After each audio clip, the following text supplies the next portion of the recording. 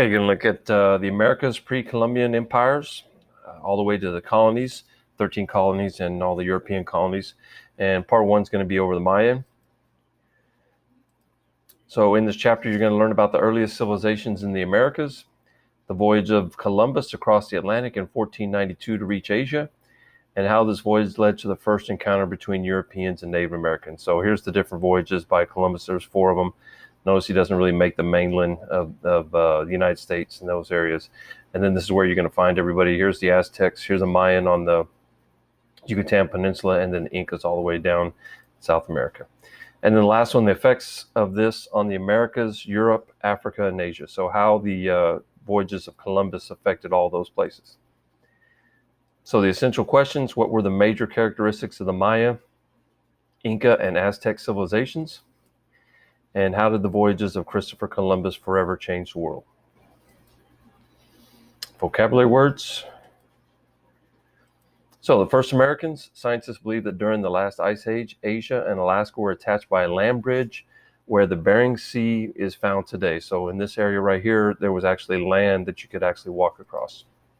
So as long as 25,000 years ago, a group of Asian hunters crossed this land bridge in search of food following the migration of herd animals or animal herds. So from Alaska, these early Americans spread southward. Over time, these people multiplied and spread throughout North America, Central America, the islands of the Caribbean, and South America. Separated by vast mountains and dense jungles, these people developed their own separate languages and cultures. So that's really how they start to show these different characteristics is really geography splits them up. They settled along lakes and rivers where they had fresh water to drink.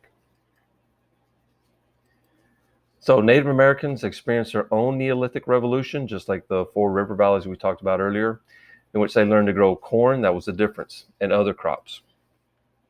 So several complex civilizations emerged in Mesoamerica, which Mesoamerica is present-day Mexico and Central America. Historians refer to these civilizations as pre-Columbian because they existed in the Americas before the arrival of the explorer Columbus in 1492. Like early civilizations of Africa and Eurasia, the first Native American civilizations did not emerge in the river valleys. So they're a little bit different. They don't come out of the river valleys. Native Americans lived in warm and humid rainforests of Mesoamerica. They learned to plant corn, a crop unknown to the peoples of Africa, Asia, and Europe. Corn became the basic food crop for the Americas, supporting the development of permanent settlements and large cities. And you can see how important corn is. These are different corn gods. And this is what actual, corn before it's been genetically modified looks like.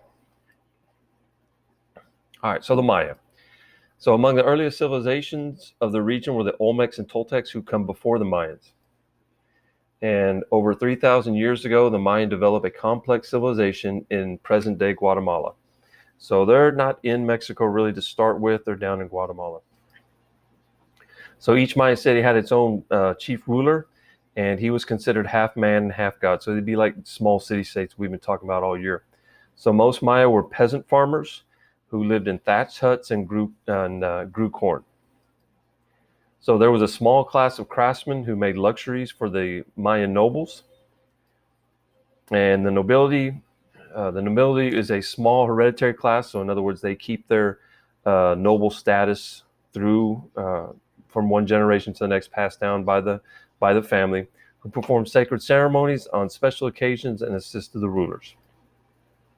Maya astronomers measured the movement of the sun, moon, and Venus to predict the future. So this is kind of how it's set up. You have the commoners, farmers, slaves down at the bottom, merchants and artisans who are going to make things for the nobles. Then you have the nobles, and then you actually have the priesthood, and then you have the king. And here are numbers, Mayan numbers, very simple, almost like Roman numerals. And this would be a jaguar warrior here.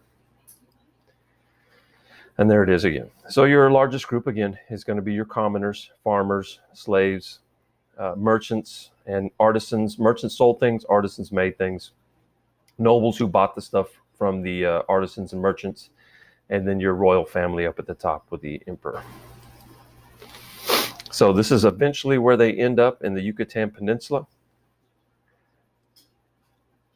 And this is a picture of the Olmecs, what the Olmecs actually made these stone heads that they found in these areas of the Yucatan and in Mexico and places like that.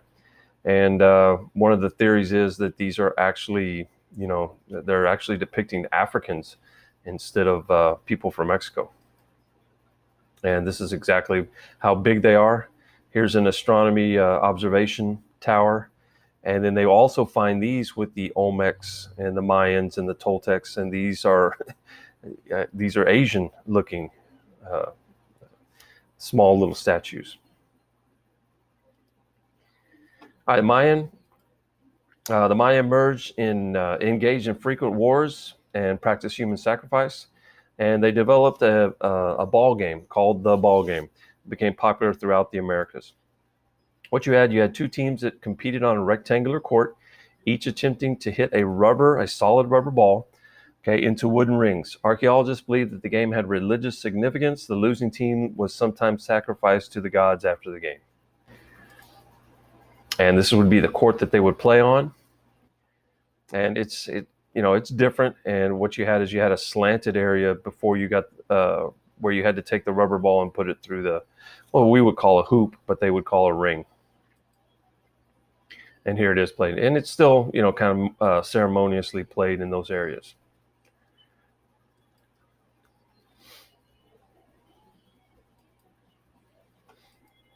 All right, so around the 9th century, Mayan culture experienced a great crisis. Archaeologists do not know if it was a food shortage, an epidemic, or a great war brought an end to this classic period of Mayan civilization. So the Mayan migrated north. So whatever happened to them caused them to move north, and they go into the Yucatan Peninsula. This is when they end up in Mexico, where they build a whole new series of city-states, all these brand new temples and everything. So this is the area that they leave, and eventually they go into Mexico and into the Yucatan Peninsula. So one of these later Mayan cities is one of the later Mayan cities well preserved at Chichen Itza. Constant warfare from the 13th to the 16th century with other tribes outside of them, and pressures from neighboring wandering people led to the final decline of the Mayan civilization. So eventually they just completely get wiped out. So they're gone even before the Europeans show up. But this is a good picture of a Mayan pyramid or temple. And this is Chichen Itza. And here's one of the temples at Chichen Itza, and this is an actual photograph of it. And this is how most of them would have lived even back at the time when the Mayans were around. And this shows you how it was built. So the Mayan achievements. The Mayan built large cities in the jungle with large palaces, temples, and pyramids. Writing system, the Mayan developed their own hieroglyphics. It was very similar to the Egyptians. A writing system using pictures and symbols. Math and science, the Mayan developed a complex numbering system, and they were one of the only ones to use the zero. The calendar had 365 days, and we used to keep track of the changing seasons since they really depended on growing food. And artistry, Mayan artists painted colorful murals, decorated their pyramids, palaces, and temples, so they were extremely colorful, not what you would see today. They developed the ball game, and they played that, of course, in a rectangular court, and that became popular throughout the Americas.